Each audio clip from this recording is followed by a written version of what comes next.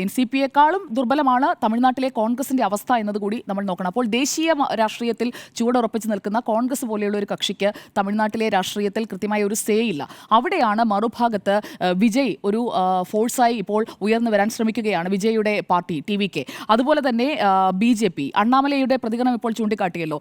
അണ്ണാമലയെ കൃത്യമായി ഇവർക്ക് ഒരു ഭീഷണിയായി അണ്ണാ DMK-യുടെ ജലലിതയ്ക്ക് ശേഷമുള്ള AIADMK-യുടെ ഒരു സ്പേസ് ഒക്യുപ്പൈ ചെയ്യാനാണ് വിജയ് ആയാലും അണ്ണാമലയുടെ BJP ആയാലും നാട്ടിൽ ശ്രമിച്ചുകൊണ്ടിരിക്കുന്നത്. ഇതിൽ നിന്നൊക്കെ സ്റ്റാലിന് ഒരു കൃത്യമായ ഒരു രണ്ട് ഫോഴ്സുകൾ ഇപ്പുറത്ത് നിൽക്കുമ്പോൾ കൃത്യമായി അതിനെ പ്രതിരോധിക്കുന്നതിനായിട്ടുള്ള ഒരു ടൂളായിട്ടാണ് ഇപ്പോൾ സ്റ്റാലിൻ ഇതിനെ കാണുന്നത് എന്നാണ് ഞാൻ മനസ്സിലാക്കുന്നത്. അപ്പോൾ ഈ തമിഴ് ഓണർ അതാണ് എപ്പോഴും സ്റ്റാലിൻ മുഖ്യമായി മുന്നിൽ കാണുന്നത്. അതിൽ ഹിന്ദി റിജക്ഷൻ അടക്കമുള്ള കാര്യങ്ങളിൽ സ്റ്റാലിനെടുത്ത സ്റ്റാൻഡ് നമുക്കറിയാം. അങ്ങനെയൊന്നുമുള്ള ഒരു ഔട്ട്റൈറ്റ് സ്റ്റാൻഡൊന്നും മുഖ്യമന്ത്രി പിണറായി വിജയൻ എടുക്കില്ല. മുഖ്യമന്ത്രി പിണറായി വിജയൻ ഒരിക്കലും സ്റ്റാലിനാകാൻ കഴിയില്ല. കാരണം കേരളത്തിലെ ഒരു പൊളിറ്റിക്സിൽ അദ്ദേഹത്തിന് നിലനിൽക്കണം എന്നുണ്ടെങ്കിൽ ഇപ്പോൾ തന്നെ CPIM-ന്റെ നയമാറ്റമടക്കം നമ്മൾ കണ്ടതാണ് സംസ്ഥാന സമ്മേളന വേളയിൽ. അപ്പോൾ സ്റ്റാലിൻ്റെ ആവശ്യങ്ങളല്ല മുഖ്യമന്ത്രി പിണറായി വിജയൻ്റെയും കേരളത്തിലെ CPIM-ന്റെയും ഇടതുപക്ഷത്തിൻ്റെയും ആവശ്യം എന്നുള്ളത് നമ്മൾ മനസ്സിലാക്കേണ്ട ഒരു കാര്യമാണ്.